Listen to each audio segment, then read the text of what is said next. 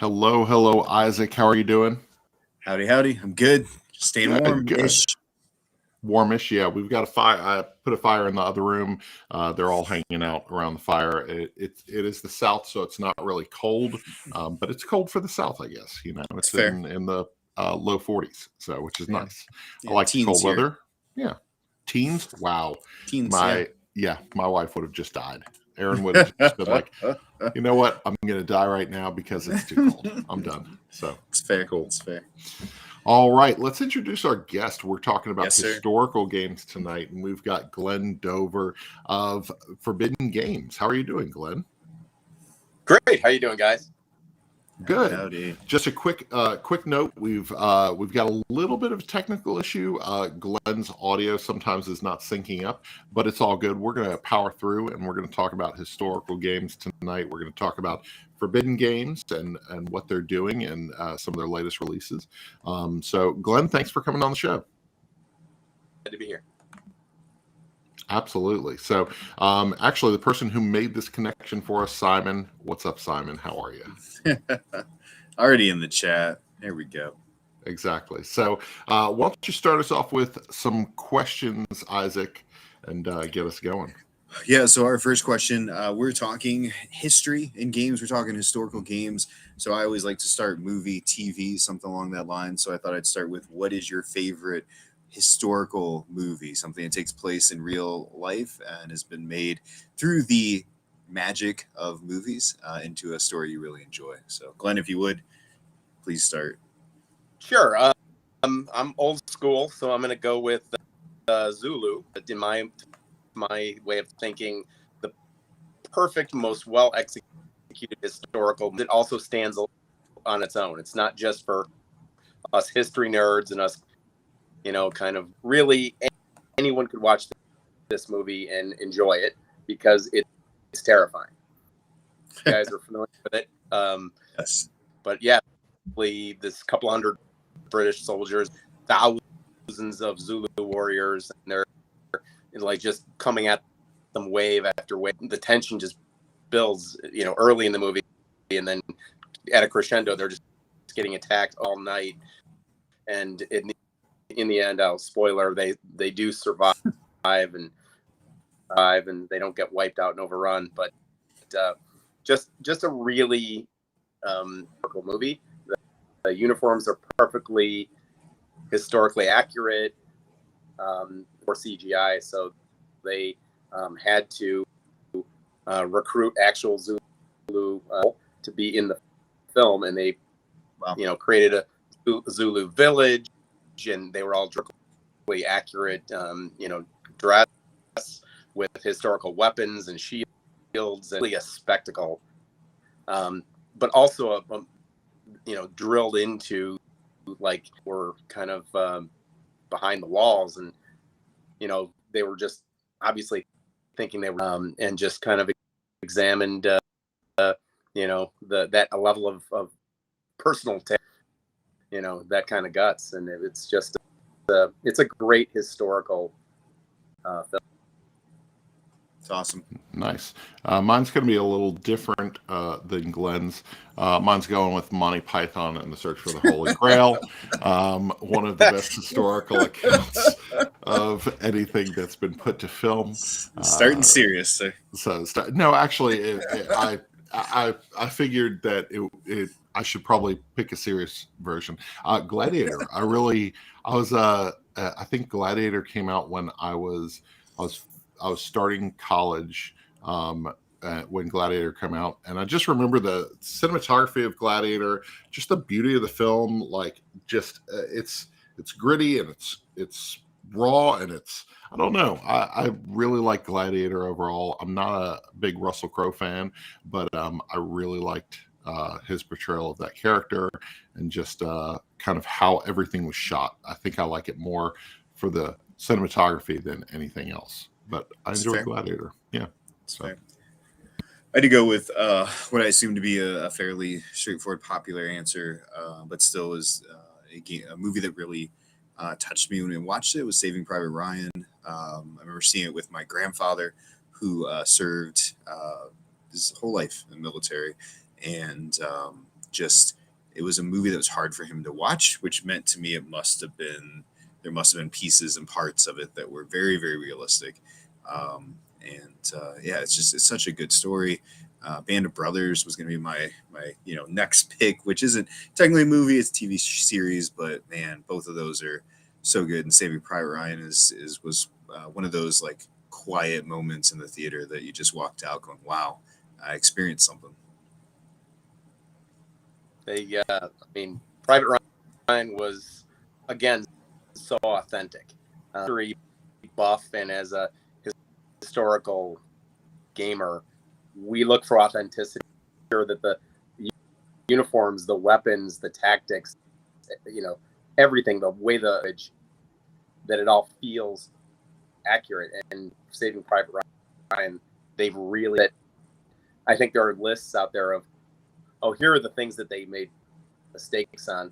That would be so tiny that you wouldn't even, but they did just a classic. It changed the genre really of historical For film. For sure. We had some amazing movies coming out right after that too, for sure. I know one that kind of looks, I don't know that much about it, but Dunkirk is on my list of movies to watch before the end of the year. So hopefully I'll get to. I don't watch a lot of historical movies. That's I'm going to be honest. This whole topic, historical games and stuff like that, I was like really trying to come and bring something. I was like, man, I just realized how much I don't dig into historical topics, so this is a blind spot for me. So and so your next question, Isaac, I actually don't have an answer for, so I'm going to listen to the two of you talk about it. So our next question is, what area or time period is overdone in board games, or do we have enough of games from this era or time period? Glenn, did anything strike you with that? Ironic that Ryan's pick of a movie fit right in Rome, right? There's so many games about Rome and set in the Roman era. I mean, it's a very interesting period and lots of great, background but man, there's a lot of games about Rome out there. Yeah, that is absolutely fair.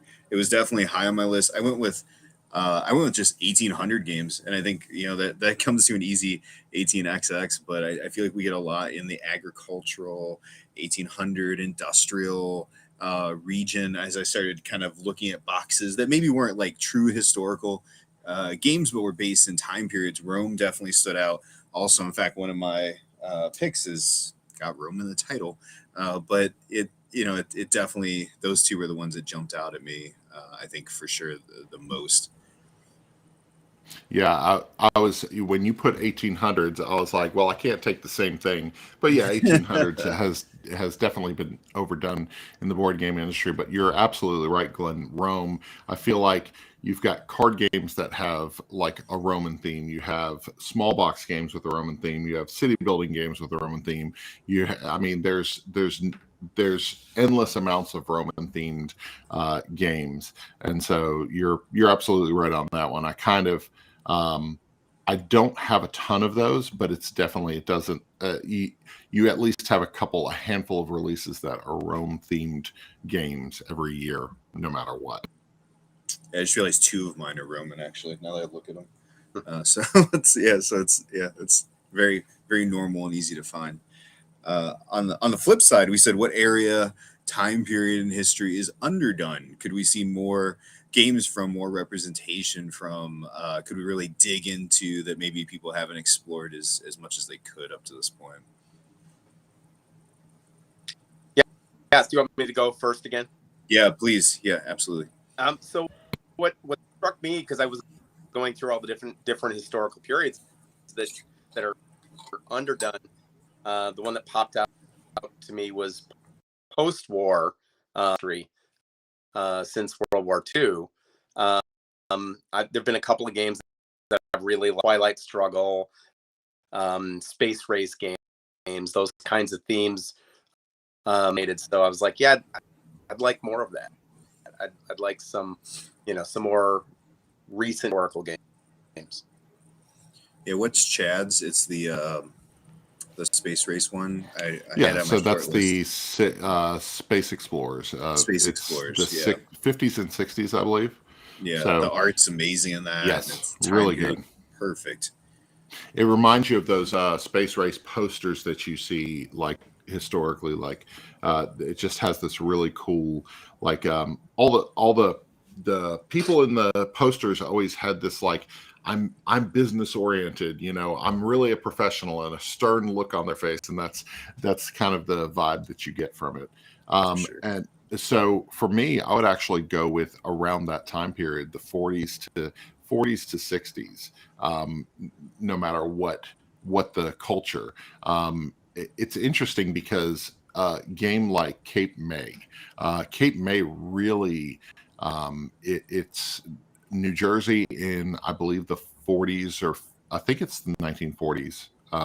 But Cape May is a game that like it has this classic feel. It feels Victorian in nature, like Victorian inspired, you know, and you can tell like it wasn't that long ago, but it still seems a little far away, you know, for us in the 2020s, you know. So I kind of like that feel of in fact we played Tenpenny Park, which is about a building the artwork from Vincent Dutray. The artwork and stuff like that is from the 40s. It looks like from the 40s, and I really like that art style. I like the look of it. I don't know. I really dig that, and I gravitate a little toward those games. So It's perfect. Yeah, I went with even though I do think that where do I put it? I do think Board and Dice has done a great job in the culture. I really think more Mesoamerican, Central American, Mayan, Incan, Aztec, even just outside of like the building culture. I'd love to see more that represents the life, the farming. As being somebody that's my background, that's my interest, it's my family's background. There's so many things I've even kind of had roll around in my head. I've talked with Michael Petrie about some different, cultural game ideas that were like, man, like this could be a really cool thing that like no one knows what this thing is, and this would be a cool game idea. And I think it's an area, and I think we're seeing it right now with Wakanda Forever, where people are like, oh, that's really cool. I'd like to know a little more about that. And to me, that Mesoamerican would be a perfect area for somebody who, even though they do a great job, somebody outside of Board and Dice's, game theme could explore. Give me a Three Sisters type of style game, or yeah, something yeah, that's more, something that gives a little more, even like a Marrakesh, right? yeah. Something that's easy and a light entry point for people. Yeah, I think Founders of Teotihuacan was one of those this year. Founders was accessible, whereas some of the other ones that have come out were a little harder to grasp, or it may have been for that. You're clearly making this for gamers, whereas Founders is one that I've actually taught people who are not gamers, and they've jumped in and been able to understand it. And I like the theme of it. I like that there are some cultural milestones that you learn through building. You're like, oh wow, I never thought about that. So because we're kind of divorced from that, living lives of convenience. So let's see, what's our next question here? Oh yes, so you're talking about time periods. We're talking about time periods. If you could go live in any time in history other than where we're sitting right now, and I mean, I've thought about this before. I'm sure you guys have crossed your mind with this. Like, what would be your go? Right, you got the time machine. What year are you punching in? Where are you headed? Glenn, feel free to start us off. Yeah, for me, it's the Napoleonic era. Europe, 1810. The dress, both for men and women. Just the genteel manners, the dueling, the politics, the everything to do with the culture was just a high point to me of kind of this European culture of before it started to become modern, and so Napoleonic era. Great choice. Mine, I'm not going back that far, and I think I'm realizing I think I'm realizing a theme throughout this. I think I'm not going that far back in the time machine because, first of all, you're probably dead at the age of 35 to 40.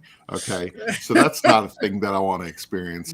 You've Not died a of real, dysentery. yeah, not really a fan of plagues. That's another one.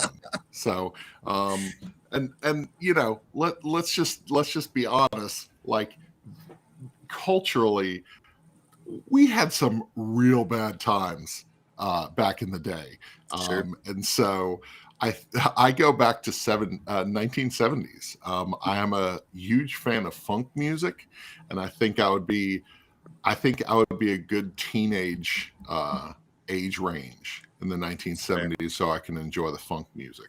So, Love it. Just want to comment. I was a preteen in the 70s. Tell you, it was pretty cool.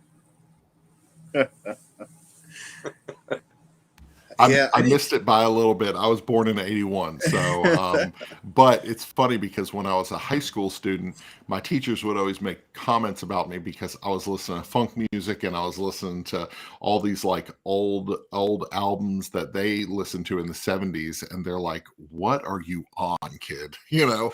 So.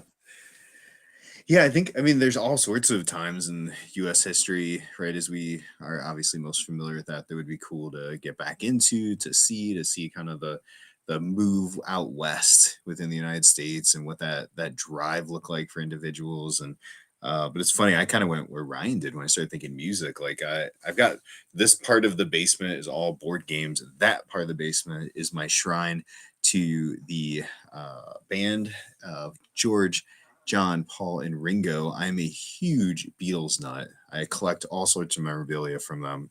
And I think like being born in like the 50s, so I could have seen as a kid Elvis hitting the stage, could have been a teenager in 1964 when the Beatles hit Ed Sullivan, see the moon landing at the age of 19 in like 1969, right? Like I think about like the civil rights leaders that were going on and the movements that were happening in this country. To have been like first row seated to some of that would have been something to see and experience. I know my dad sat, and found himself in a lot of that and had some very, very interesting stories through that. So that's kind of where I sat. I kind of we're about where you are, Ryan. I didn't go back too far, but some cool stuff to be found for sure. Yep. So hold on one second. I'm trying to get back to our notes here. So I'm muting myself just because we've got a lot of background noise, people walking around in the house, and also I'm every once in a while getting one of my kids to fetch games for me because I didn't get all my games off the shelf. Shame on you, sir. I know, unprepared. Did you get a drink this week from your son or no? No, he didn't work today, so no drink for me. So Glenn, on the last show, my son just came home from work. He was working on a Monday night, and he ended up bringing me this drink that he made, this concoction that he made at Starbucks, and it was delicious. You just kind of reached out, grabbed a drink, and it was really good. It was really good. Perfect. Yeah. So, Glenn, let's talk about Forbidden Games. Let's talk about you. The reason why you're on the show and the topic is historical because you are a history buff. You enjoy historical accuracy. That's something that you really dig. So, talk to us a little about Forbidden Games and I guess how history and gaming kind of tie together for you. And I'll actually take a step back because Forbidden's actually my second board game publishing company that I founded in 2000 was Eagle, which is now Eagle Griffin. We did a lot of historical games back then. We did an American Civil War game, an imperialism game, and we did a Sid Meier civilization game. We did kind of the Age of Discovery, and we did a Napoleonic game. Of historical theme. A group, kind of a game about. So that had a historical bent to it. So just a ton of historical games. We just finished developing and launching the subtitle is A Story of Civilization. So it's every bit the a civilization. So you start just like any good civilization builder, and then you develop your cities and towns and things across the world, technologies. You build wonders of the world. So it's nation building genre. The hook for this game is that it's big and sprawling. Should have, but you can play it in 2 hours. So it's not too short of Seven Wonders, but it feels just a little unsatisfying at the end. And then it's also not a game that lasts for 6 or 8 or 10 hours like some civ building.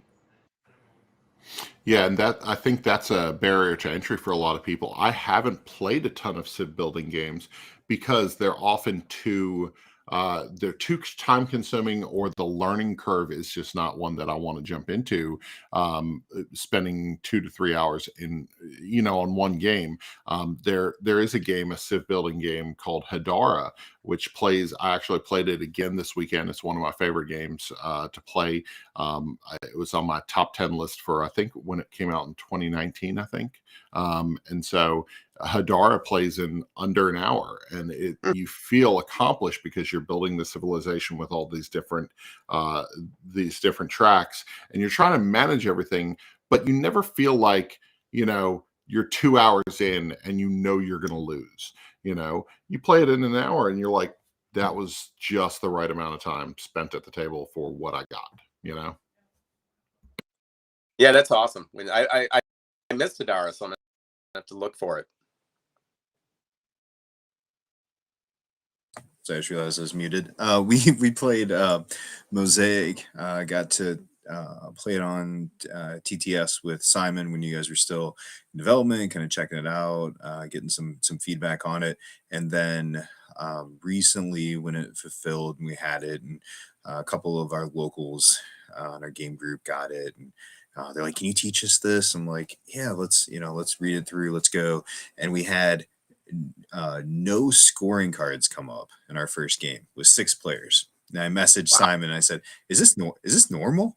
And he's like, no, you should have done scoring at least once. I'm like, no, we didn't do it at all.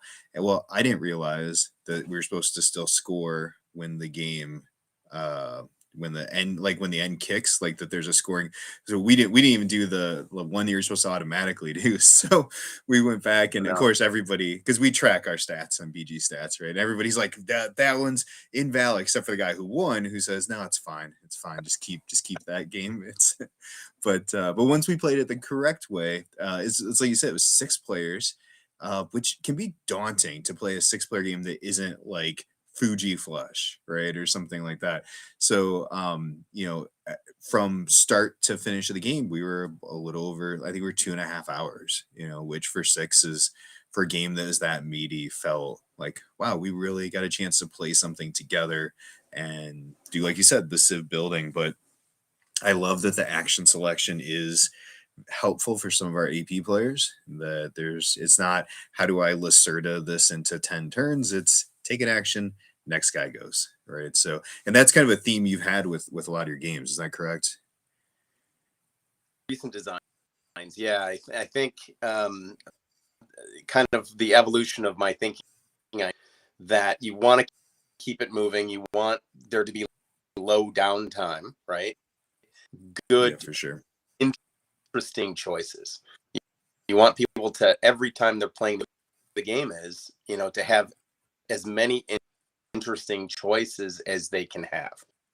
The feeling of empowerment that you're driving success or not in the game. Right. It's got a more hook for the experience, right? I'm really driving the bus here. It's not like I'm doing the best I can and the game is beating. I'm really doing this, and right. So that's kind of what drives my game designs more than just, I'm willing to strip it down so that you're playing the game, the game's not playing.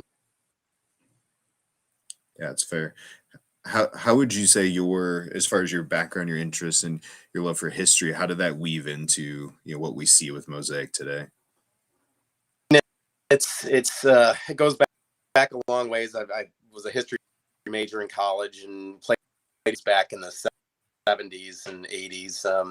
Like Avalon Hill kind of games and war games themes, and just have always loved it. And so to design a game, whether it's pirates or railroads or it's historical, it's an occasion and an opportunity to do research. And I think that's awesome. Fun. And I read, 3, 4, 5 books, really dive in. So even if, the players aren't aware of the level of details that go into it, I got to enjoy doing it. So that's the fun, learning something new and kind of finding a way to incorporate that new information into. Now, when you talk about starting a new game design or going into maybe an era that you may not know a lot about, like what it's interesting when you talk about like researching and things like that. You sound a lot like my wife. When my wife graduated with her communications degree, she told me, she said, I really, really, really want to just do research and write papers and stuff like that. And I'm like, that sounds like the worst life. In my head, I'm just sitting there saying, supportive husband, writing research papers a lot. And so, but what she was trying to get to was the fact that she wanted to do grant writing. That's important to her. Researching something, getting the numbers down and figuring out the puzzle that is writing this paper. And so when you're getting into a new game design, what does research look like for you? Is it poring over books and like the historical facts, or what does that look like for you? Yeah, it's a lot of things. It could be watching films. It was doing a pirate game, watching these old swashbuckling movies. We were talking about movies earlier, and it really is a great off point. And then you can go meteor from there, right? Where you're doing, some of the best, and some of that could be historical fiction, right? Again, you're getting them, and you're kind of drawing all of the flavor, and then you can do the more considered dry research, which is pure history, which I love. It's not dry to me. It's kind of all those things, getting yourself in the right mind frame, the right mood, learning all about that period. So when you go to kind of create the theme, and you want it to feel authentic, you want it to feel like the experience that you're trying to create. Right. That's awesome. We have a couple of our local gamers. One in particular, my buddy Hank, is usually on here, but he, as a high school history teacher, and man, he eats it up. Like, he loves the historical stuff. He loves anything that's based, especially U.S. history. And then my other buddy Gene is a big history buff, and so the two of them, they just shared, I think he just shared today, he's like, oh, Avalon Hills Black Friday sale just started, if anybody's interested. In this chat we have, we're like, it's only you two that are interested. Like, none of the rest of us are ordering games from Avalon Hill. But but I appreciate, we can go to Origins, and the one year they played like a 12-hour Gulf War simulation thing, and I just remember thinking like, Nope. oh my gosh, I just can't. Nope. But I love that there's something that fits the nerd desire, right? Whatever that is, right? And for him, he was super excited about it. They both were excited about it, right? But I don't have to do it. It's okay. But they can love it. Yeah. When I heard that they were, when early in the hobby, like we're playing, Ticket to Ride, because that is the train game that everybody plays. And so when I found out that there were train games that were 4 to 6 hours long and like dealt with stocks and all this stuff, I was like, that sounds straight up dumb, guys. I just I appreciate that there is a segment of the population that digs this, but like, nah, can't do it. Can't do it. So I played one just to play it, just to be able to be like, okay, do I enjoy something like this? I did not care for it. But that's okay because somebody can, right? Origins has got that big, what is it? The big train tournament. I'm sorry, what is it? something puffing. Puff Billy. Yes, Puffing Billy. Yeah, and they're just playing train games like the entire convention. That's from rise to close, they're just rolling from the next one to the next one, and it's awesome, right? There's niche areas that everybody, yeah, like Simon says, there's people that go nuts over these 18xx games. Like, I don't need to play them. I'm okay with that. You made a Civ game that I'm happy to play anytime now. Like up until that one, I think the fastest one I'd played was Tapestry, which is not a Civ game, but I know what he was trying to go after. Tapestry is everything's overpowered, so nothing is overpowered. Everything is chaos in that game and crazy. But playing Mosaic felt more like, okay, I get the rhythm of where this is going, but I'm not, like you said, I'm not sitting at the table for 8 hours. Right. Yeah, we I actually designed a railroad game back in the early 2000s. Co-designed it, and it was now called Railways of the World. A faster version of those 18xx games, or an easier of a Martin Wallace. Kind of. And so Martin together back then, and it was good. It was faster. You could play. It has all the toys and all the kind of cool stuff on a big map, all that kind of stuff. And it's just a more playable version. I think that's the sweet spot in our age group. And I'm older than you guys, but even for old guys like me that used to play Avil, can't do it anymore. I want to play a game that's over in 2-3 hours at most. I don't want to play an 8. No, please no. Are for, by the way, right? That I like to play those longer games on I can play for an hour or two, turn it off, save it, come back, and on my own time. So, but that's right. In a for like longer than 3 hours, it's not very much fun. Yeah, no doubt.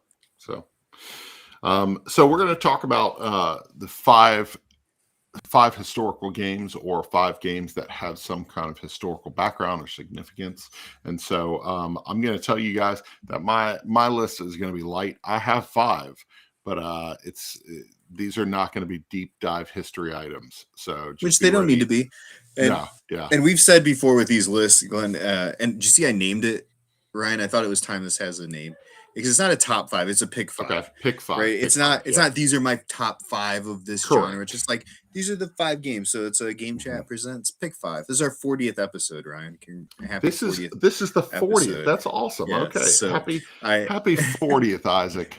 So. But I thought it was appropriate to give our little segment a name. So that's games, true. Like you said, based in history that if somebody says, I want to play something with some real history in it, you're going to say, you know what, I'm going to grab this one off the shelf. This one would be fun to play. So, Glenn, we kind of go one at a time around, no particular order. If you want to start to Ryan to me, just pick one, say, what you like about it. Sure. Which I think there's a couple games out there called Shogun, but this is the one, Troll. And it's got that feel of it was based in Spain originally, that this mechanic. Talk about Simon, you know what I'm talking about? He probably fell asleep. Yeah. Anyway, it's really well executed Euro area control game, and it's Shogun, and I've got it on my shelf over here in a minute to double check it, but just a great blend of theme and just a great turn order kind of sequencing game that the order that you do deal a difference on how things turn out. My brother got me a copy of Shogun. It was a different Shogun game. Apparently, there's like a bunch of Shogun games over the years, but this was made in the 70s, and I was like, I have no clue what this game is. And so, oh, is that all the little plastic miniature guys? I think so. It was. I had no clue what I was looking at, and I wasn't sure if it was complete or anything. I was like, if you want to sell this and you can make some money off of it, go for it, because I have no clue what I'm looking at. So that's fair. That's fair. Yeah. I'm going to go with Castles of Burgundy for my first pick. Castle of Burgundy. I love the castle building. I love the the Euro feel of this game. The artwork sucks and it's fine. It does. It's awful, and so it's fine though, because I really enjoyed the decision making with the dice rolls and there's so many. Stefan Feld does such a good job of like giving you opportunities to make points no matter which avenue you want to go down. And Castle of Burgundy is one of those games that when I got it from my wife, I was like, she's either going to love it or hate it. And she loved it. We played a lot of Castles of Burgundy the first year they got it for Christmas. And so, listen, Simon's giving me crap. I already explained that. Listen, I already said that this is going to be light history. This looks like an old photo, old place, old place. Okay, Castle of Burgundy. It's a historical game. That's the deepest historical game he has, Simon. So get ready. There we go. Listen, I was going to put Strike on here. Gladiator battle, right? Strike's about gladiators, right? Come on, guys. But for a game that's actually, where did I put it? I make such a mess with this pile. But for a game with actual characters and actual historical thing, I went with Hadrian's Wall from Renegade. The literal heaviest flipping right, rolling right I own. I think this weighs, let's say, 87 pounds. Roman, it doesn't weigh 7,000 sheets of paper. It's so heavy though, right? Just the components of the paper alone. But such a fun Roman emperor, building Hadrian's Wall. Like, I was thinking as I look through some of these, there's some of these games that make me really look into the history a little bit. Like you said, the history doesn't interest me a ton, but when I played Wingspan, suddenly I was really interested in birds. I wanted to learn more about birds. When I played Hadrian's Wall and I was reading through, and it's like, oh, this happened in 122 AD, and I'm like, this is a real thing. Well, let me look into this a little bit more, right? And so it's kind of fun to learn about what goes into inspiration for a game like that. So that's my first of 5. All right, Glenn, what do you got next, sir? I'm gonna grab a box since we're doing boxes. Here we go. I've got it right here. All right, here we go. Oh, there we go. Trajan. Trajan. You guys? No. I have not played it personally. I've not played it, but I know of it. Yeah, it's a very heavy Euro. Again, it's a Feld. So I thought I'd follow up with that since you mentioned it. It's very kind of dense, chunky, with a historical theme, and the Euro gamers and the Euro game designers love.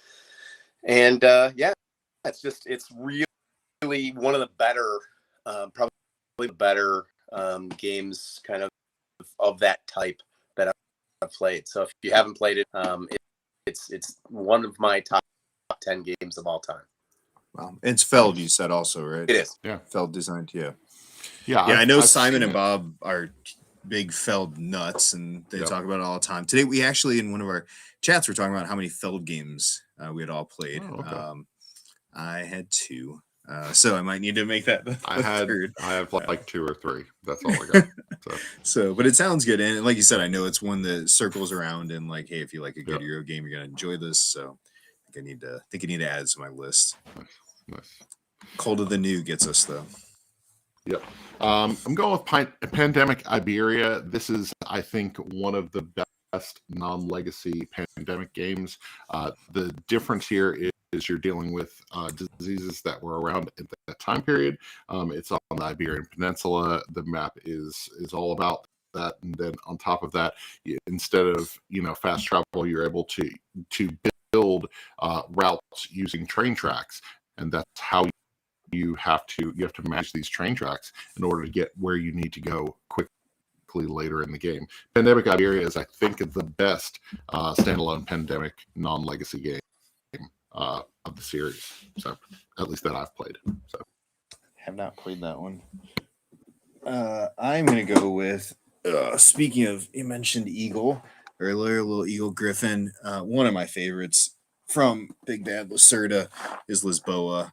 Again, another game that when I played it, I was like, I kind of know about this, but then you start like reading through and you're like, did all those things really happen at the same time?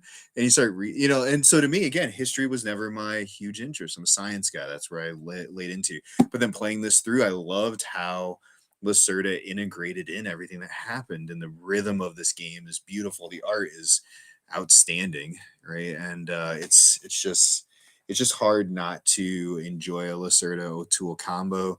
I can't say I played one I didn't enjoy, and Lisboa, from a historical standpoint, takes the cake for me. You played Lisboa, Ryan?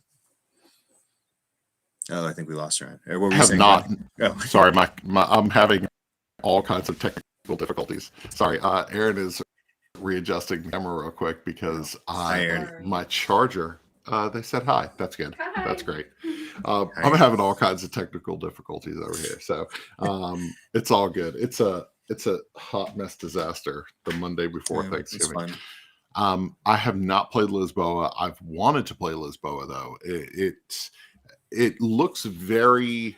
I don't know. When I look at that whole board, I'm like, it's just a lot of detail, I feel like. But there have been plenty of games where I've looked at it and been like, I don't know what I'm going to do here.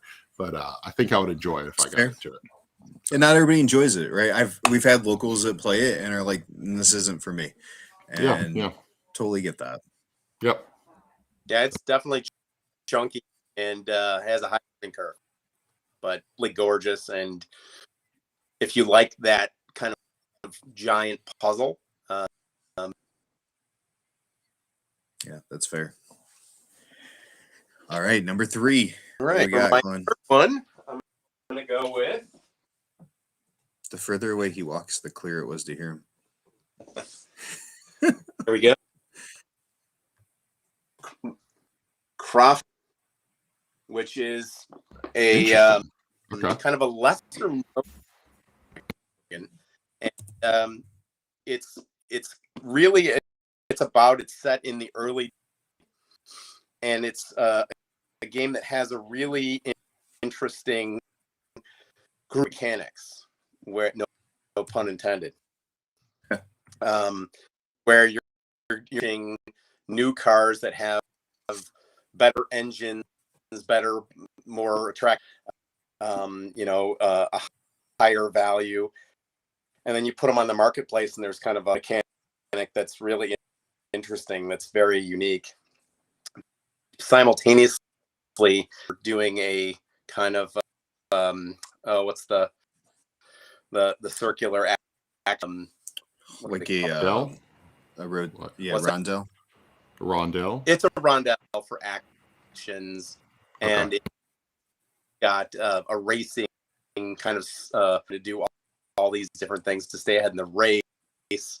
So there, it's like got let's do like 4 or 5 things all at once, and you have to invest your action and staying ahead of the other players. But just a brilliant, really tight design.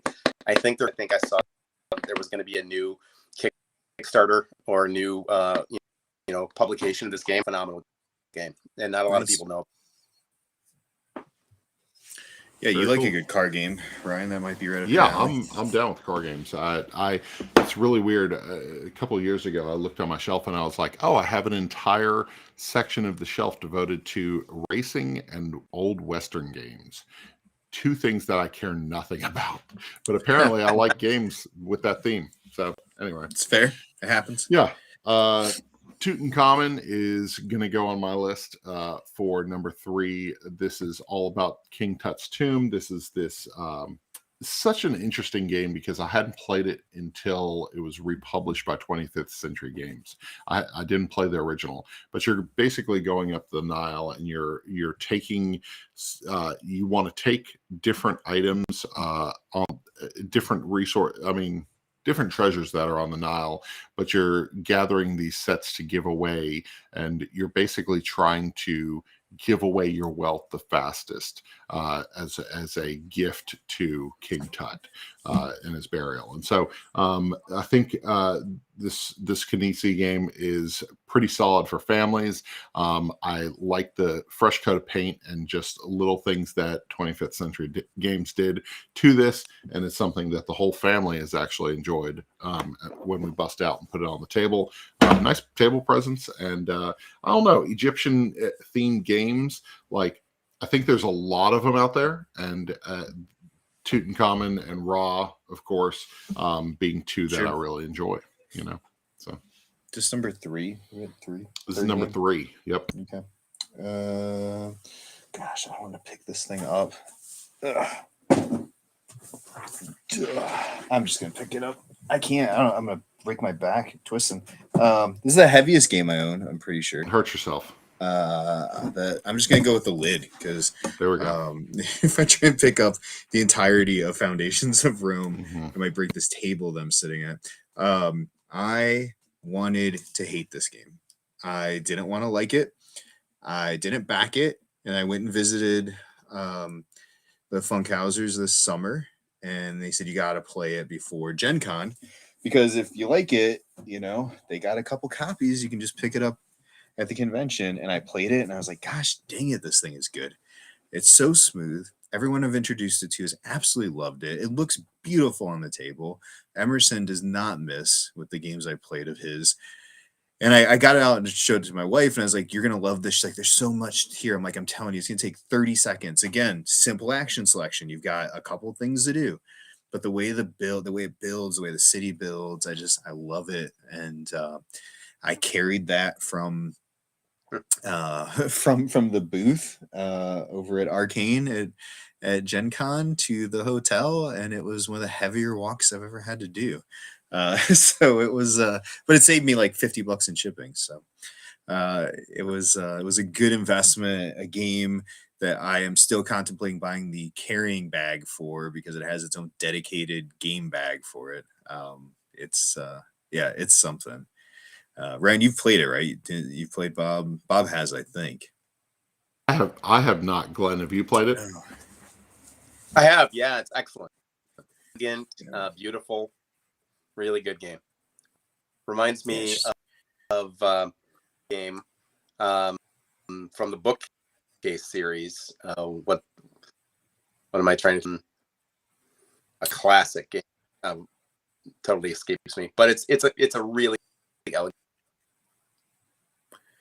Yeah, and it doesn't feel like it's just got a bunch of plastic to have a bunch of plastic. It would not be the same game with cubes or with cardboard pieces. Like it's just it's beautiful. This year is rough for picking a top 10. Yeah, Acquire. There you go. Is that the game you were thinking, Glenn? Acquire. That there you go. Acquire. Nice. Simon's on it. Yeah, there's games I'm playing that I'm just like, man, I might just go top 20. Yeah, I think I've played 65 with my last count, 2022 releases.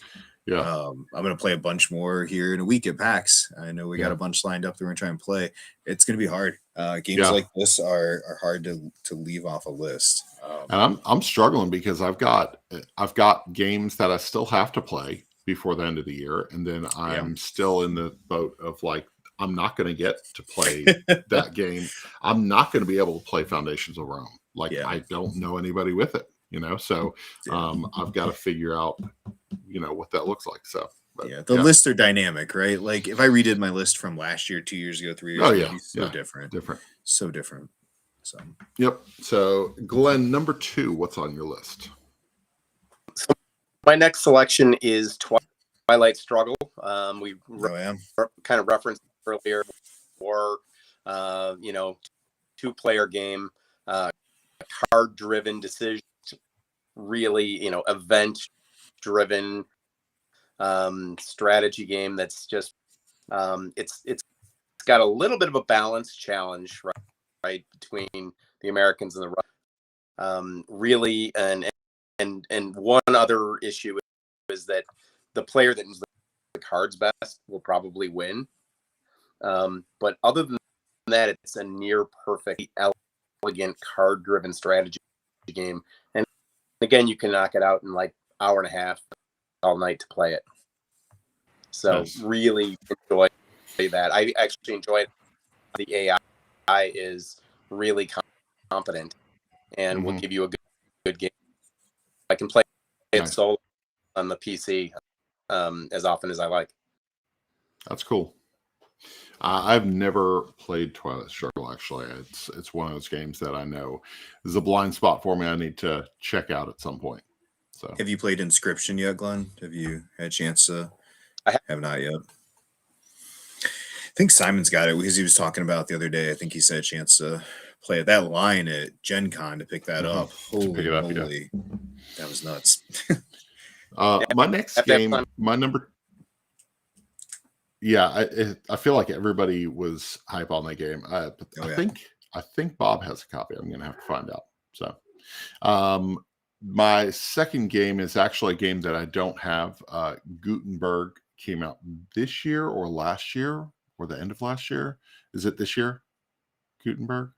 I want to say it was this year. Yeah. Yeah, I think it was this year. So Gutenberg, talking about the printing press, because I have done graphic design for a number of years, and I've, as an art student and stuff like that, the whole printing press and setting up and inks and all this stuff, like Gutenberg just does a really good job of putting you in control of creating this printing press. And I was very, very surprised at the end of the game that I felt like I was like, this is as close as it's going to get for a game to make you feel like you're setting up this press, you're setting up this print house, and so I really enjoyed my time with Gutenberg, and I definitely want to play it again. And so that would be my number 2. Perfect. Yeah, it's I just looked, it was 2021. So right in there. 2 choices left. I saved 2 of my favorites. Definitely one that would have made my top 10 last year had I played it in time was Anno 1800 by Martin Wallace. I love this game. Like, this is so smooth. I saw it on your list, and that's the only reason why it's not on mine. I mean, I don't love brass. If I'm being very honest, I'm not a huge brass fan. It's fine. I know people love it. There's a reason it's at the top of the list on BGG, but I love this game. Like, this thing is so smooth. It has a rhythm to it. Like, I played it recently with friends. They're like, I wish there was a tech tree for all the things. I'm like, there is no tech tree. That's why this thing works well. Like, every game, there's a different tech to the tree, right? Or a different tree to the tech. I love the rhythm of it. It plays in a very finite amount of time, and the end comes so much faster than you feel like it should, right? You're like, oh, I got 20 cards. Like, oh, what do you mean you have 3 left? Yeah. So it's I love the rhythm. I love Wallace's design and historical capture through that. I taught my brother and sister-in-law how to play that a couple weeks ago, and I was iffy. I was like, man, this is either going to be a hit or it's going to be a big miss, and halfway through the game we'll just pack it up. And no, it was a big hit, and I was like, yes, that's exactly what I wanted. So now I'm going to bust it out around Christmas and see if we can get another game in. So Perfect. All right, number 1. Last one. So for me, as an old hoary war gamer, I felt like, but one that's more modern. So I picked Command and Colors. And Command and Colors is a series of kind of block games that essentially a battle, but it's fast play. It's card driven, really kind of much more action and kind of tactical in your play rather than the stroking your beard and moving It has that upscale tempo and to it that kind of makes it more interesting and viable.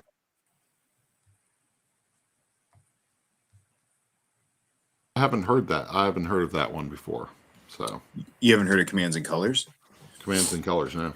I think again because I've got people like Hank and Gene in my group. Yeah. They love it. They look for the GMT stuff. He goes right Really? to that No. booth at Origins. That's not the one where you're clipping the corners though, right? That's No, that's a different game because it's actually like the little cube like squares and yeah. Interesting. That's I cool. try and be a good friend and pay attention, but Yeah, I try not. Try not to. So I don't know anybody who plays that around me. At least that I know. Yeah. So that's your direct Anyway. gaming circle. exactly. So don't you what now? don't you live near a military base? I do. So that's the thing. Like living near a military base, I'm sure. I will tell you that Warhammer is huge out here. Like that is every bit of money that they get on base, it goes to Warhammer. So Yep. anyway, Yeah, we see a lot of that. Yep. So my last one, number one's going to be Museum. This is a set collection game with artwork from Vincent Dutray. Because we're talking about history, this covers all of history because they're all historical artifacts. I won history. Museum is a game that Museum was on one of my other lists before at some point, but this is a game that is a redemption story, which is funny because I hated my playthrough of this game. The very first time I ever played this game, I played it at a booth at Origins, and it was kind of in the it's ready to launch on Kickstarter. This is in its almost finished copy, just not with the final artwork, and I hated the game. And when I actually got to play it after it released, I wanted it so badly that I got it for Christmas. My wife got it for me, and we played it almost immediately Christmas Day. I love Museum, and the artwork's fantastic, and there's so many cultural artifacts that you can look at with facts on each card. It's really, really cool. So nice. Got a few from Jason there, giving his 3 there. Jason, Hadrian's Wall, Foundations of Rome, and Watergate. Watergate is one that I've heard so many good things about. Yeah, no, it's fair. So for my number one, I went with the game that is hands down on my top 10 for this year, for 2022 release. Talk about an area of history that we don't spend a lot of time in is the funeral and death of Beethoven in Lacrimosa from De Vere. I mean, I'm seeing that all over the place. Mozart, Mozart, not Beethoven. My apologies. This game is solid. It's got a good rhythm to it. I mean, it literally, like you look at the bottom of that, it's like it's funeral march. Like this game is about his death, right? And kind of what happens and the surreal story about the musicians who continued on his last requiem, La Lacrimosa. Like I love it, and you're playing that out and. Man, you talk about another game that made me dig into like, is this real? I went on Spotify, found the songs, played it while we we're playing it, got that rhythm to it. Man, what a cool way for De Vere to find and dip into not your standard historical game, but something that just like bleeds reality to it. Yeah, can't wait to play it at PAX, not with Simon. Perfect. Sorry. Yeah, Sorry, I need to find somebody with a copy of it, or Bob has to bring it back from PAX. He'll probably bring it back. I need it. Of course, Bob's going to bring it back. He'll bring back a suitcase full of games. So, yes. So, Glenn, we always end the show with a game or two that we've been playing that we've really been enjoying. So, what have you been? What's been hitting the table at your house?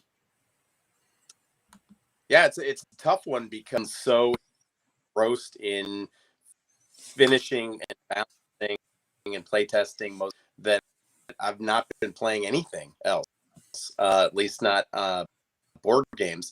I even make the guys at the club play it, and they hate me, but they're willing to do it because balance and be polished before we launch it.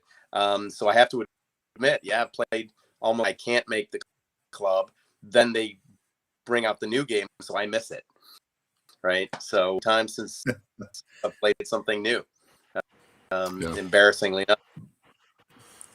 That's got to be a similar story among publishers and designers. Like, you don't get to play enough of the new stuff because you're always playing your own. So yeah, it's I've played some of the games you guys really enjoyed them. Mm-hmm. I mean, Foundations of Rome was really enjoyable, and some of the other games played recently are great. Museums really enjoyable. But it's been a while since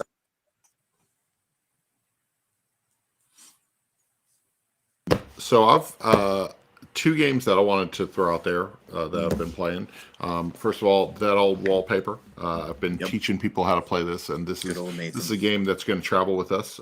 It's just so silly, and it moves fast, but the decisions are so tough. And I played it this weekend, taught three new people how to play it. It's so funny looking around the table and watching people agonize about putting one single card down or missing the bid to get something that they really wanted, and they're just like, oh my goodness, what am I gonna do with this? And it's a really fun game. And then the latest release from Restoration Games with Unmatched, Houdini versus the Genie. This is a set that I actually had no idea if I would enjoy or not. I love Harry Houdini. I love, like, just kind of his life story is just so weird, and him as an individual.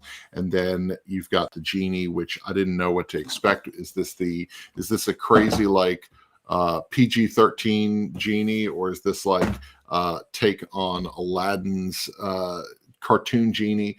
It's a crazy matchup, and it's a really, really good set. I just finished the review, went live this morning for that set, and it is an excellent Unmatched set. Not a beginner set just because of the map that's included, but definitely a set that if you're into Unmatched, you definitely need to pick it up. So that you had some historical stuff in Unmatched you could have mentioned. You got Bruce Lee in there. Crap! I mean, what? I could have just had 5 sets of Unmatched. That's true. Yeah, that's your. So is that the Friday night fight this week? Is it going to be that set? No, it was.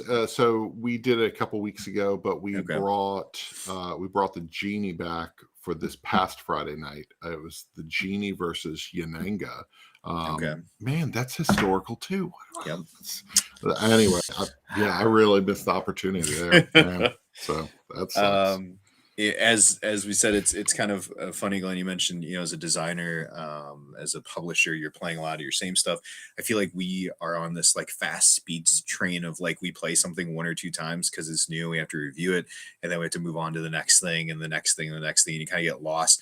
Where I look back like 6 months ago, a game I was super excited about, I just haven't had a chance to play, and so we are playing a lot of new stuff. To that note, the newest, I've been reviewing a couple things. This one we just recently got is the Super Skill Pinball, the Holiday Edition, right? So this is the Jeffrey Engelstein, Roland Wright, Christmas Story, Elf, and why is the name escaping me? Christmas Vacation, National Lampoon's Christmas Vacation. Themed all 3 pinballs. Fantastic movies. Yeah, and each one has its own little pinball.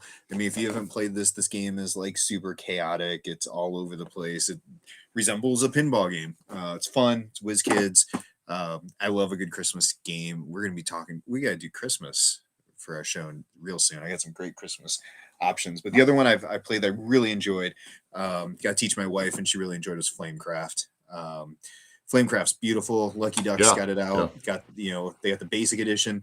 I think one of my favorite things with this is you can get the basic edition, $40, and then they have $20 upgrades of different tiers if you go on their website. So if you want to go all in, $100 game, get everything pimped out, you can get it. If you just want the base comes with a neoprene mat, comes with great, you can just start there. It's a super solid, easy entry, family level game with beautiful artwork, which is always a good hook for a lot of people. So Bob taught us that a couple of weeks ago. We really enjoyed it. So it was one that definitely I want to play one more time before the end of the year here, but it was a really good one. So For sure. So, Glenn, Perfect. where can people find you on the internet? Where can people find Forbidden Games? So forbiddengames.net, straightforward. You can find our obviously our book pages. Yeah, that's where we live. Perfect. All right. What about you, Isaac? You can find us anywhere you can find the handle Gaming with Sidekicks on the Facebooks, the Instagrams, the Twitter for now, TikTok, anywhere you can find. We're doing content over on our website. We have a couple of reviews up this week, couple of Hachette games that we recently reviewed, and really soon in less like a week and a half, you can find me here at PAX Unplugged. That's right. I'll be walking around with my buddy Bob. Might even see me with Simon if I can't avoid him. Derek and I'll actually be spending a little time at the Wise Wizard booth again, helping him with a couple of demos. We actually hooked Bob into helping. Did he tell you that? Yeah. So, He's going to be helping out too. So that's awesome. Do a little work there. Very cool.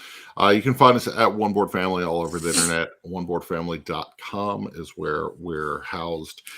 Be sure to check out my review for Houdini and versus the Genie that is up live as of this morning. We've got board game reviews and all that stuff. And that old wallpaper is going to be coming with us as we travel during Thanksgiving, because this is one of the 5 games that I laid out on our social accounts, 5 games that you should check out during your holiday vacation with your family. So be sure to check that out. So online. Thank you, Glenn. Thank you so much for coming on the show. Thank you for talking history for a little bit. And you guys check out Mosaic. It is a game that I have not played, but I've heard a lot about. And hopefully before the end of the year, I'll be able to check out Mosaic. Love it. I need to get my hands on that one. So thank you so much for joining us, Glenn. Yeah, it's been a life, guys. And maybe Simon will bring it. Just can play it there. There we go. Have a great night. Have a good night, guys. Thank you.